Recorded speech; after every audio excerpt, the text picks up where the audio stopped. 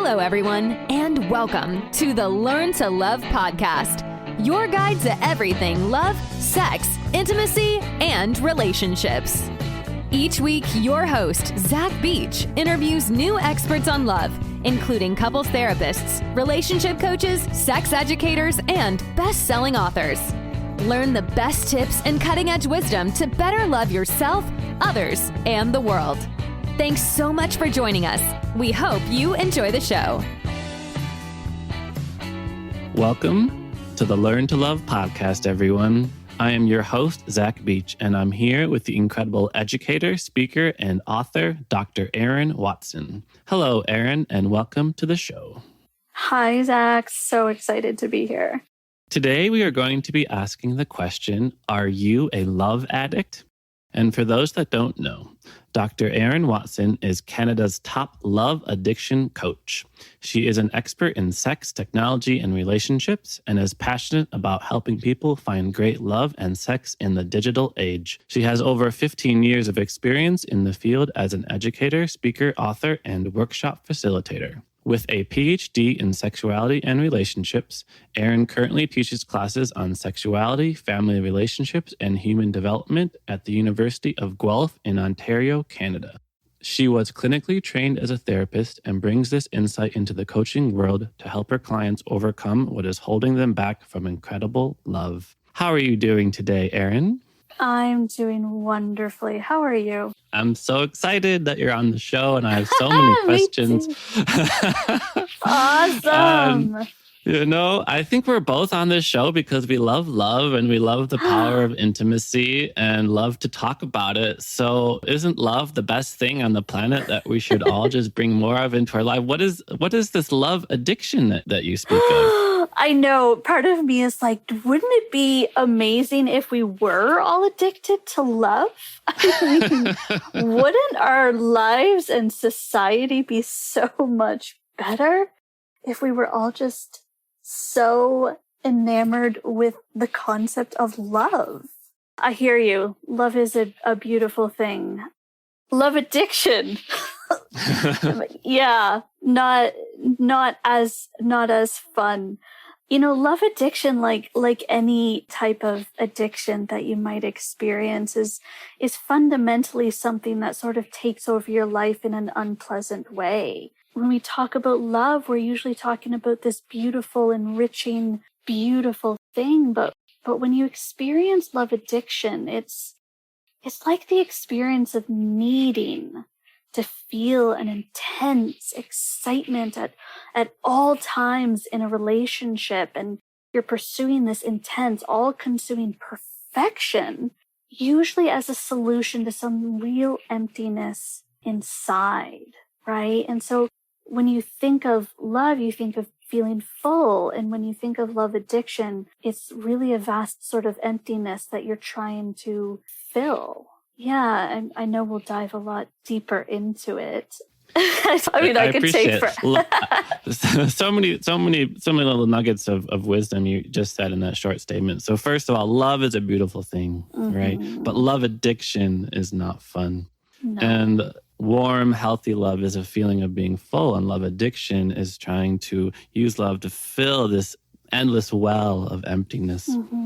So before we talk about, where this, emptiness come from, where did this hole come from, let's focus on healthy and happy love. So later we'll go into signs that we might be love addicted, but what are some more positive green flag signs that we are in a healthy relationship? I think that's such a beautiful question, because it's the one I hear the most from clients as well, which is, how do I know? I mean, not just that this is real, but that I can trust this, that I can feel safe in this, and that if I let my guard down, I'm going to still be protected.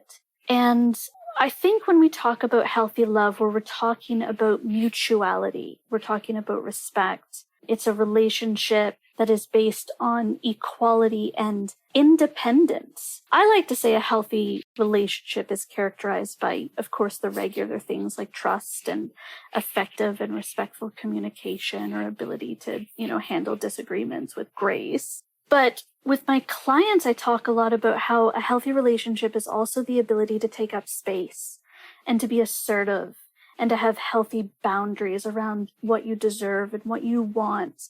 Because there's so many people that rush headfirst into love, but don't actually say, this is what I want. This is what makes me happy.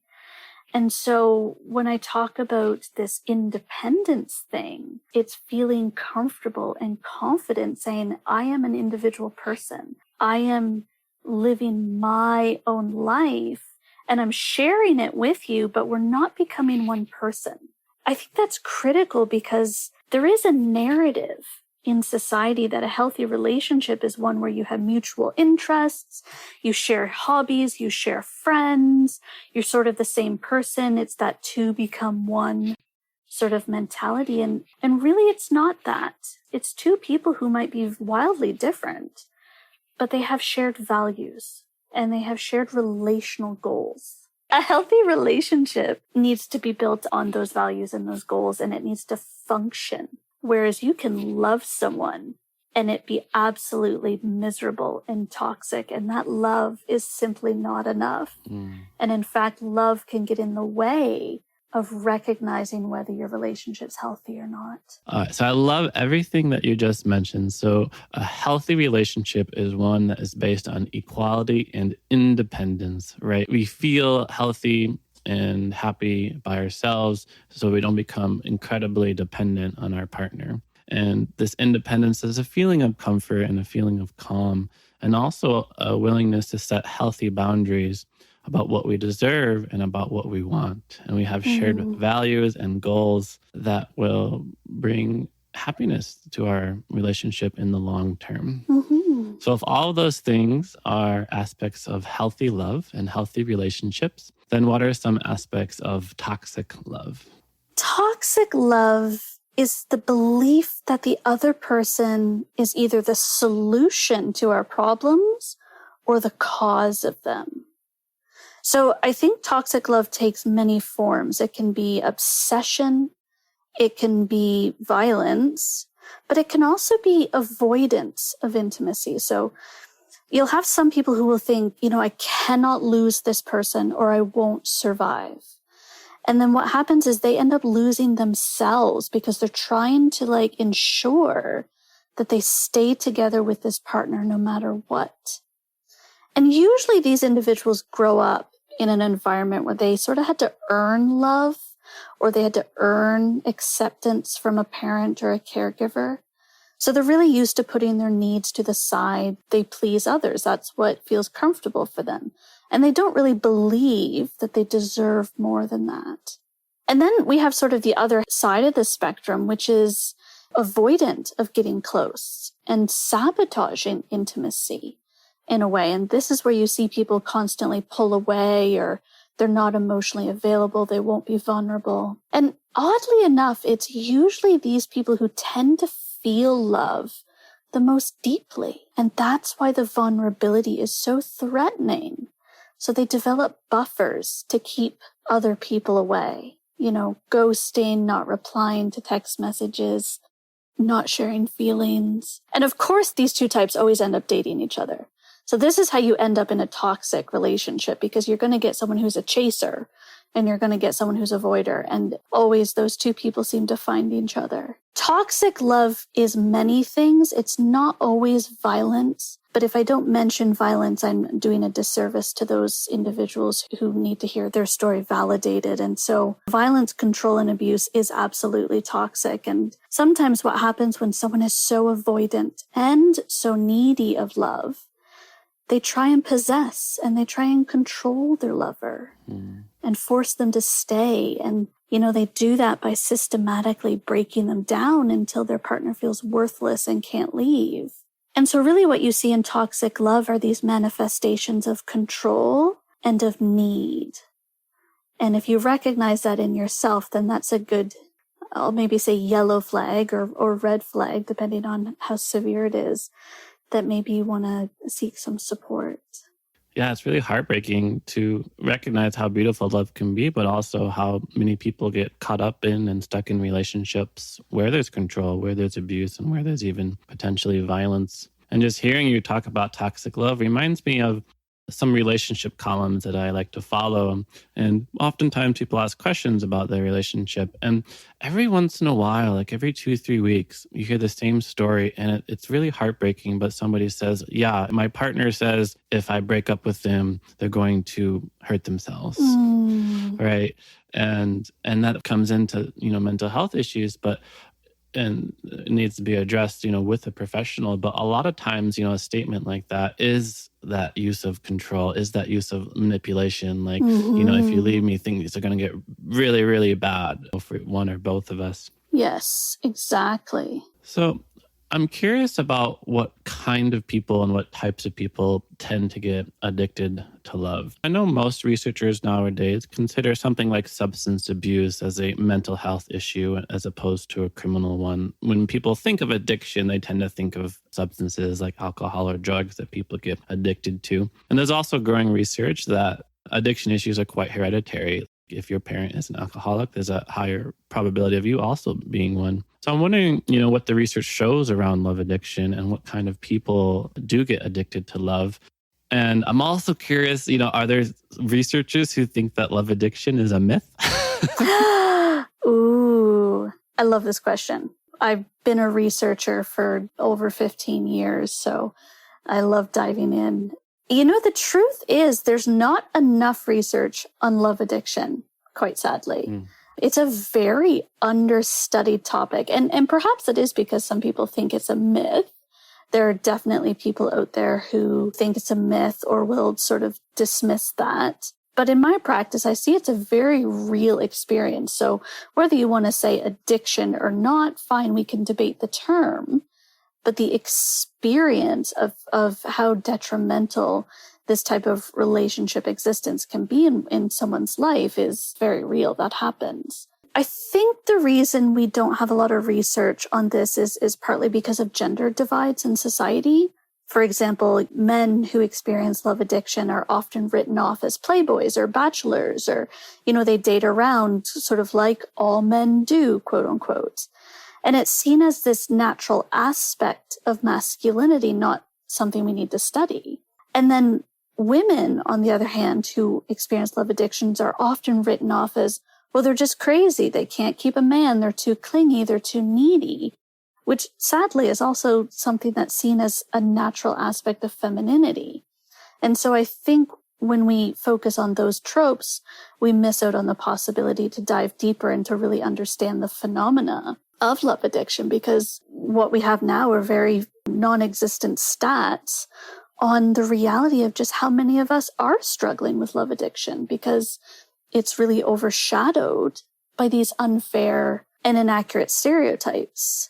And I don't know if this is maybe why people think it's a myth, but it's also not a hot topic. I mean, sex addiction is way more of a salacious topic, so we focused a lot more on that, and I'm sure we'll start talking about that soon. But to answer your question about who can become a love addict, I mean, really, it could be anybody. There's no concrete evidence that suggests a genetic component to love addiction. Even though the mechanics of the addiction part are similar, but there's no biological withdrawal. You can quit love addiction cold turkey with no dangerous physical side effects. You're not born with a predisposition to it. It's something that is created. And if you have an addictive personality, sure, you might be more likely to also become addicted to the infatuation of love. But anyone can get addicted to feeling high and in love if the blueprint of their own healthy self-esteem and healthy relationships has somehow gotten damaged along the way. So I think what maybe your listeners will find fascinating, or might be a light bulb moment, is that something that is emerging in research is that we're starting to see links between love addiction and depression, and that love addiction is a symptom of an underlying depression. So many people who experience depression have a diminished capacity to experience joy and to experience pleasure, like an actual inability to really feel pleasure, even if it's very present in their life. And so what happens is they chase intense experiences as a way to reach a pleasure threshold that other people find easy to achieve.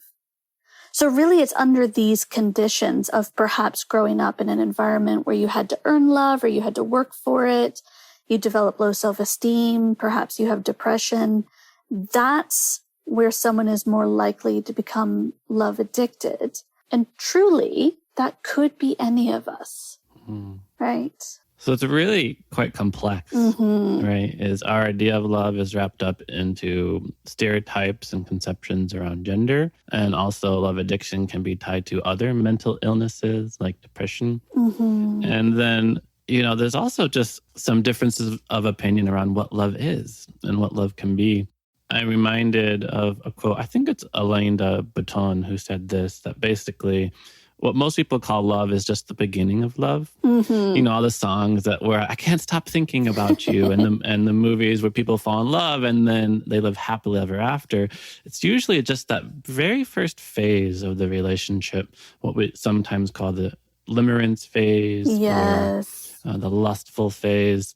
And I'm wondering what the connection is between the beginning of a relationship, where some researchers say when two couples fall in love, they're on drugs. Like all of the chemicals that are also associated with adrenaline and the other stimulating chemicals happen when we fall in love at first. And I'm wondering a little bit about the biology behind love addiction, because you described it as these people who become love addicted need to feel this intense feeling of excitement at all times.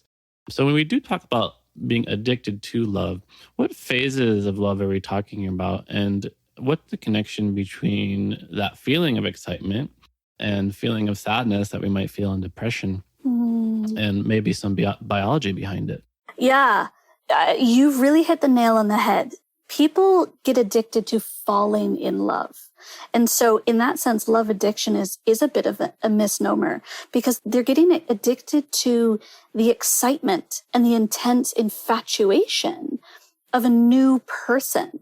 And, it's this idea of this person is perfect and they're going to be the savior to all their disappointments and voids in life. And it's the new relationship energy that everybody loves the most. And that's what love addicts are chasing. Fundamentally, people who are addicted to love, or say they have a love addiction, usually aren't actually addicted to love itself, meaning the long, deeply fulfilling, sustainable type of love. And usually when they experience that real lasting love, it's often rejected or it's seen as quite boring. So it really is that first stage of passionate love, which can last from, 6 months to 2 years. But more often than not, we see love addicts at the very beginning of the dating cycle. 1 to 3 months is like this beautiful, perfect zone of rose-colored glasses. And that's the feeling that they're trying to maintain and emulate for the entirety of a relationship. And the reason why it's sort of within those first 3 months or so comes down to dopamine. So dopamine being a chemical in the brain gives you good feelings. It's the same chemical that courses through your brain when you eat tons of sugar or when you do cocaine. So you can see that it genuinely brings a biological high when you have a crush on someone and they reciprocate that. Of course, we would want to feel that feeling of being high all the time. It is genuinely an amazing feeling. The problem is if you struggle with love addiction, like I said, you're not actually dating this person to assess them as like a suitable partner. You're creating a fantasy world in your head of this person as perfect and infallible, and then it comes crashing down. And so you get that, again, that sort of like drug crash, and you want to chase a high again. And that's how it becomes a bit of a cycle. Something that you might find interesting, I often tell my students this one because I really love it, is that biologically speaking, what is happening in our body that we think is love is actually fear or anxiety. So that limerence stage or that infatuation stage, what's going through your body is your heart races, you feel flushed, you sweat, you shake, you might feel a buzz all over your body, your breathing becomes shallow, it quickens. Well, you know, what else does this sound like? It sounds like when you're about to go on a roller coaster. It sounds like when you are terrified. It sounds like when you're about to have sex. It sounds like when someone is chasing you and you fear for your life. It's actually the exact same biological experience as fear and anxiety, but we just label it differently depending on the circumstance. And so this sort of also relates to toxic love in a way, because toxic love is a type of love that is always in a state of uncertainty. Are you going to stay together? Are they going to leave you? Are you breaking up? Are you getting back together? So you're always sort of locked in this state of heightened physiological arousal. And rather than correctly labeling it as anxiety because it's a new relationship when we don't know what's happening with it, we label it as amazing, perfect love, and that this person must be my soulmate as a result.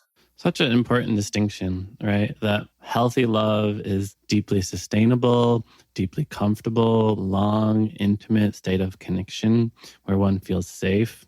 But it's that toxic love where we're in that state of anxiety and state of uncertainty and almost in a state of threat. Yes, exactly. And another important distinction is that it's the new relationship energy, that state of limerence, that dopamine, and that's what love addicts are chasing. So my next question is, well, what should we do about it and how can we cope with it? Earlier you mentioned you can quit cold turkey, so that's good. There's no withdrawal effects. You don't have to maybe go to rehab or anything. But, you know, basically, what does a person do if they realize that they are a love addict, or perhaps if their friend is a love addict? Because, you know, a lot of times people ask questions and they're like, I have a friend and I think that they might be addicted to love. Yes. Or maybe we have a new partner and we see this level of behavior with them. So what are kind of the first steps to break out of love addiction? Give me a call. Probably your first Talk step. to a professional. Yeah, no, really. Call a coach, a counselor, or a therapist that is well versed in love addiction, because they can help you rebuild your love blueprints.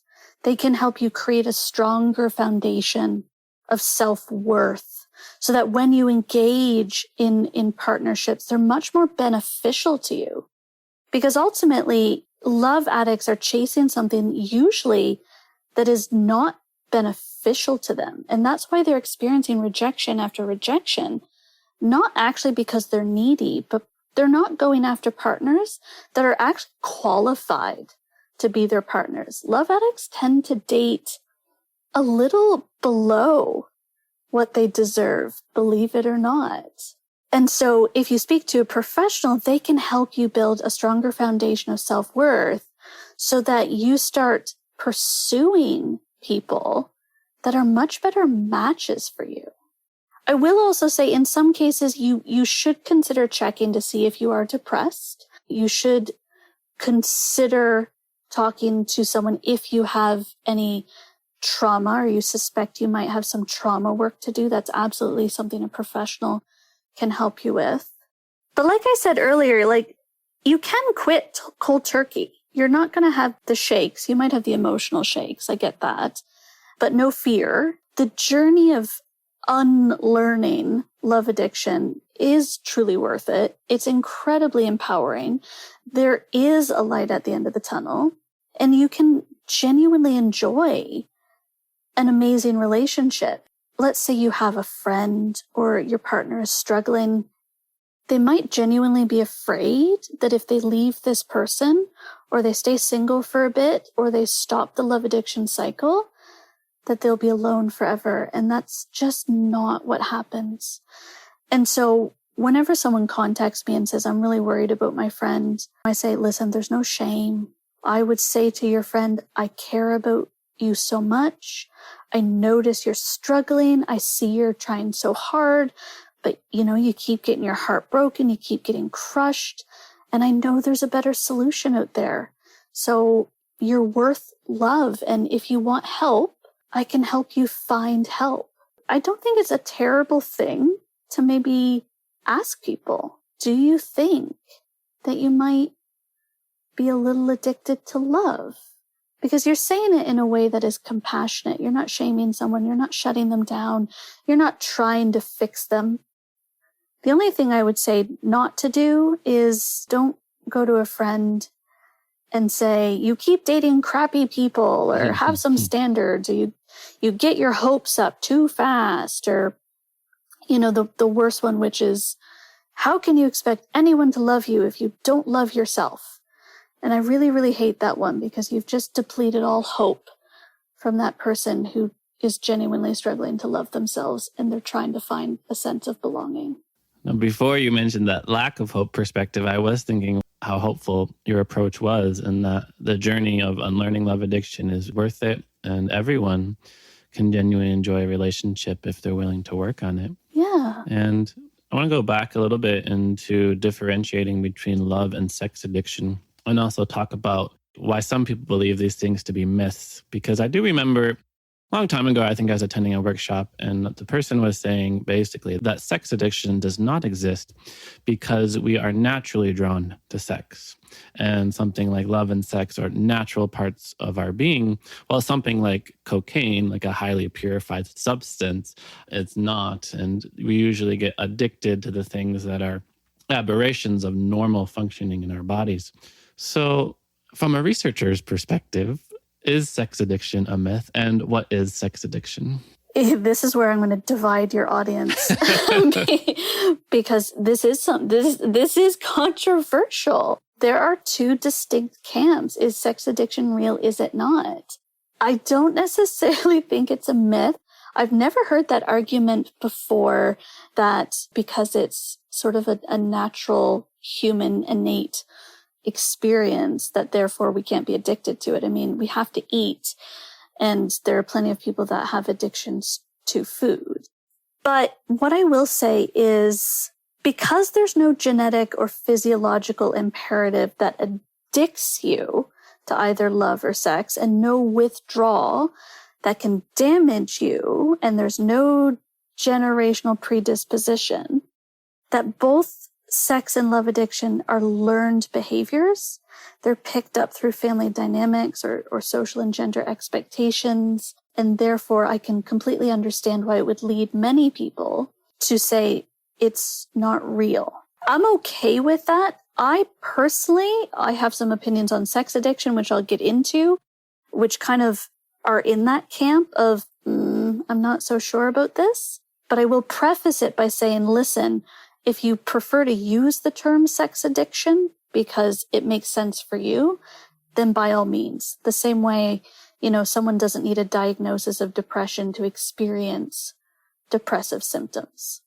What I will say about the difference between love and sex addiction is we tend to see love addiction more in women. And this is mostly because women seek help more, or women are shamed more for serial dating, or more women are blamed when a relationship ends for being so-called clingy or needy. So women tend to seek out therapists more frequently than men.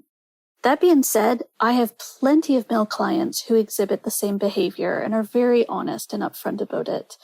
And so the only difference for them is when a relationship ends, there's typically a bunch of socially acceptable reasons why a man is single. He's still the man. And so it's not as easily identifiable that he might have love addict patterns. But in my experience, love addiction is something that affects absolutely both genders. Sex addiction, on the other hand, okay. In all my years doing this work, I have never once had a man or a woman come in that exhibited genuine indicators that there was an addiction to sex. It's more often, this is where the audience is not going to love me, it's more often than not an excuse that is a reason to justify perpetual cheating in relationships. And so in these cases, I don't assess this individual as having an addictive need to pursue sex as much as an unhealthy attachment style, perhaps trauma or an intense fear of intimacy. And so they're not pursuing sex as an addict would. They're actually avoiding connection, intimacy, vulnerability. And so this is why it is so hard to come to a conclusion in terms of, clinical work or in terms of research, because sex addiction does not match what we would classify as addictive traits. Porn addiction, on the other hand, yes, this could be a thing. I do see individuals that have the same dopamine rush, the same drive, the same disruption of their life, the same distress because they're compulsive about using pornography as a way to escape. The same other people, might use food or sugar or drinking or drugs. They're using porn. We do see porn addiction, not so much sex addiction. And then again, if you don't love the word love addiction, I totally get that. But I do want to make clear that in terms of clinical experience and in terms of research, the distinction between sex and love addiction is less about gender and more about distress. Someone with a love or sex addiction, whatever you want to call it, is going to feel immense distress. It is going to fundamentally affect their relationships, their day-to-day functioning. Whereas someone who's having tons of sex for fun, they're not going to feel distress. Someone who's trying to cover up cheating, maybe they'll show some false remorse, but no genuine regret. And that's going to be your tip-off. Is it an addiction or is it an avoidance of relationships? I very much agree with what you're saying because, we can kind of call it what we want, right? Words are just signposts to an actual experience. And whether you call it love or sex addiction, what is quite obvious is that a person feels that they are behaving in a way that's causing them an immense amount of suffering, either for them or their partners. And it can be quite compulsive and they feel unable to stop. And they get into the same toxic love cycles over and over again. Unfortunately, we'll have to save porn addiction for another podcast episode. We can title that one, Are You a Porn Addict? Because love it. Because I did want to go a little bit more into breaking out of the patterns of love addiction and what we can do to really ensure the happiness and health of our relationships. So you mentioned a few things briefly earlier on. You mentioned how you, with your clients, you help them rebuild love blueprints and you help them to come from a strong place of self-worth. Earlier, we mentioned that love addicts have an inner feeling of emptiness that they're trying to fulfill, that a loving relationship just isn't going to fulfill in the way that they're navigating around it. So I'm hearing self-esteem is a really wonderful way to break out of love addiction and building one up and not becoming so dependent on a relationship. And I'm wondering, what are some other things that people can do, people can work on, people can build in order to ensure happy and successful, loving relationships in their lives? No, I love this. I do believe, it really always comes down to self-esteem, which is so easy for me to sit here and say, just improve your self-esteem, because it is truly a very challenging thing to do, especially as a quick fix. But it is a journey, and if you start now, you can get there and see immense rewards. Another important thing is to look at your attachment styles. Because if you have an anxious or insecure attachment style, you're much more likely to end up in a toxic relationship or one that can turn into love addiction, because really what happens is you're trying so hard to prove that you're worth love, that you're worth this person's attention, that you're worth belonging, that you're working your butt off to be special enough. And this is where I really do work with clients on this feeling of, I don't feel special enough and I want to feel amazingly special. And I get it. We all want to feel special, like we matter. I mean, this is fundamentally even what kids today are experiencing through social media is, if I post 1 million times, if I get 1 million likes, then I matter. And I want to matter in this world, and I want to matter to someone. And love addicts are so desperate to matter that they're putting all their energy into pleasing others instead of stepping back and assessing, what do I need to work on within myself so that A, I'm attracting the right people to me, and B, I'm not hanging on hope that this other person is absolutely the most perfect thing and will be the solution to all my problems. And if you're listening and you do see yourself in anything that I've said, I hear you. It often feels at first that you're perpetually sober when you stop dating with a love addiction cycle. It's like everyone around you is having this like booze-soaked rager and you're drinking a glass of water being like, woo, love is fun. You know, it doesn't feel good. When you're breaking away from love addiction and you're stepping into yourself and you realize you have just you and you have low self-esteem and you have this void and you want to feel special and you want to feel amazing, but you have to rely on yourself.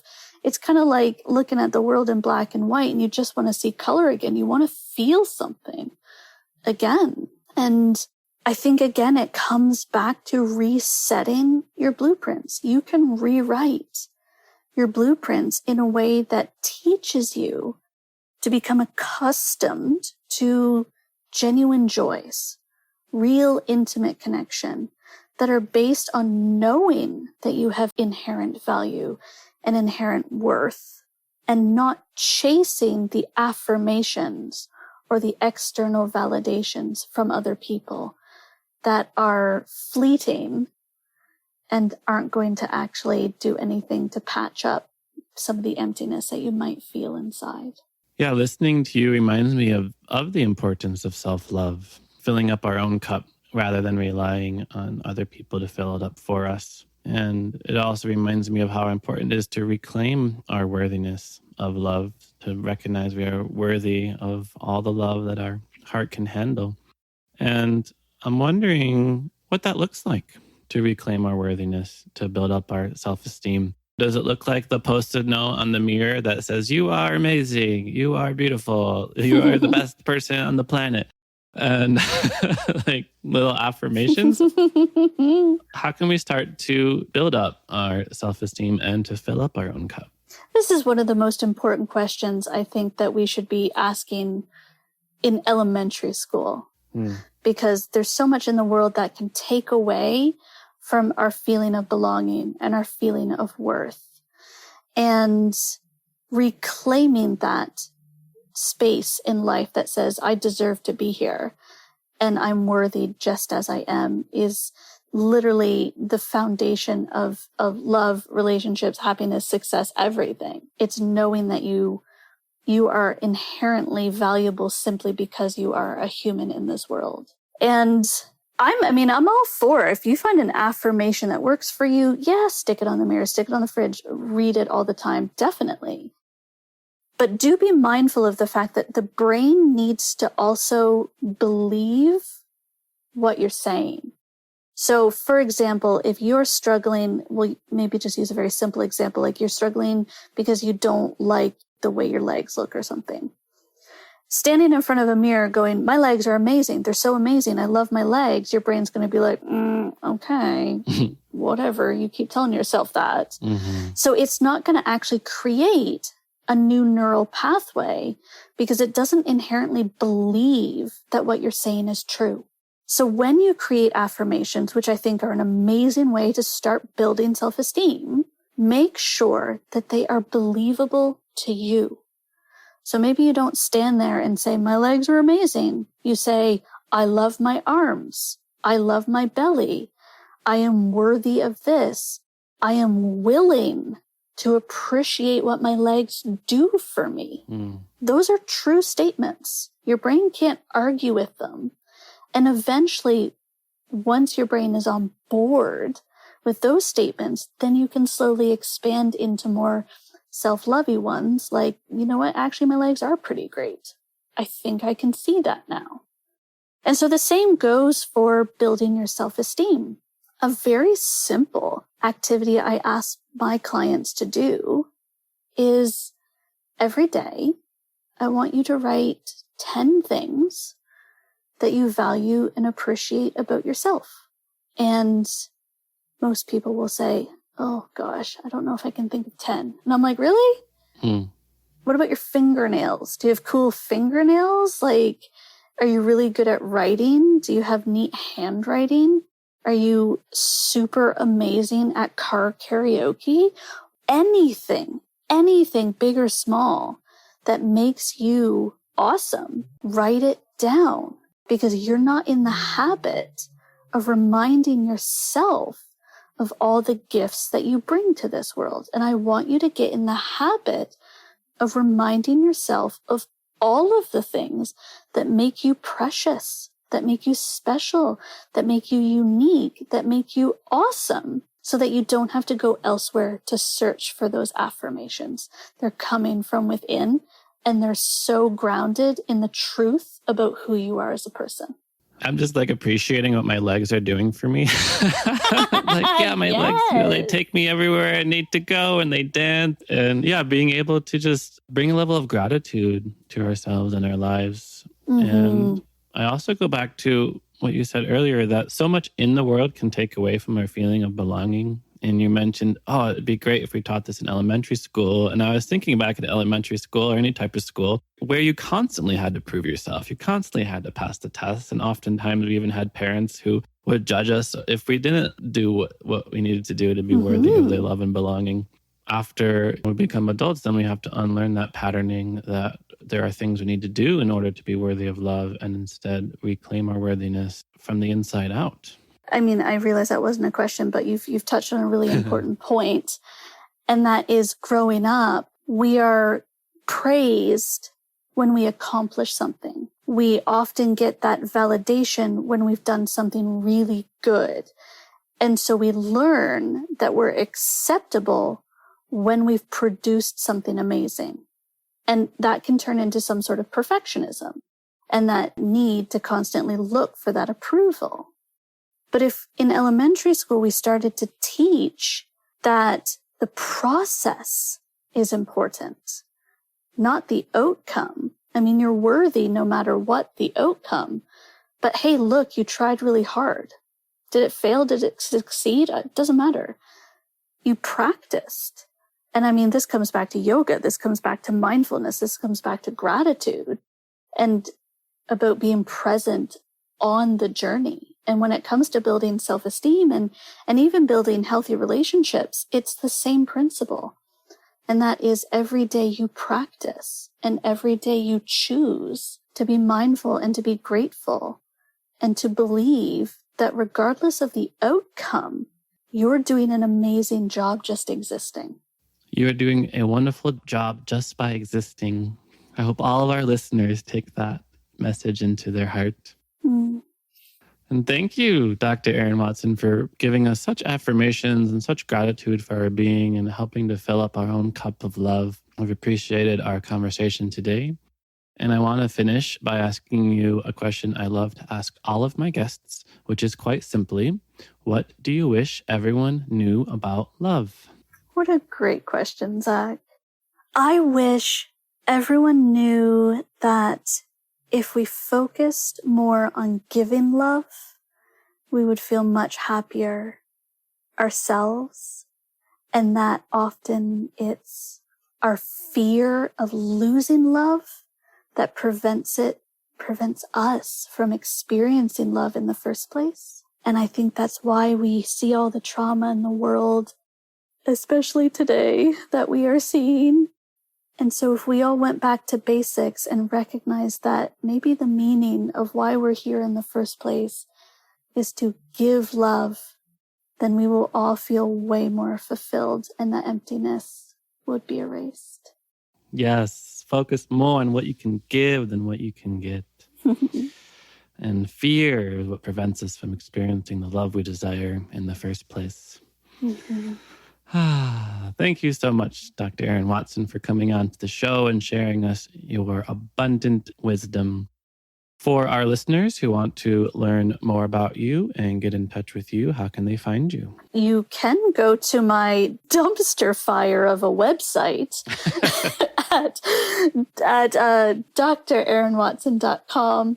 I say dumpster fire because I know nothing about websites, and I made this one myself, and it's in the process of being switched over to an actual professional. And Dr. Erin Watson on Instagram, Dr. Erin Watson on Facebook, or reach out to me, Dr. Erin Watson at gmail.com. I keep it simple, and I'd love to hear from people. Wonderful.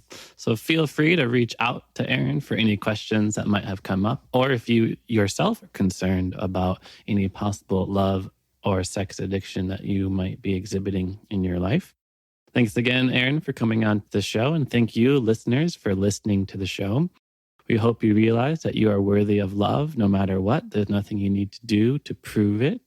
We hope you realize that healthy and happy love is fully possible no matter your past history, and that healthy love is safe and committed and connected, and toxic love is based in fear and a feeling of emptiness. So fill up your own cup and think about what you can give less than what you can get in your loving relationships. If you want to learn more about me, you can head to zachbeach.com and learn more about the show at theheartcenter.com. Thanks again, Erin. Thank you. Pleasure.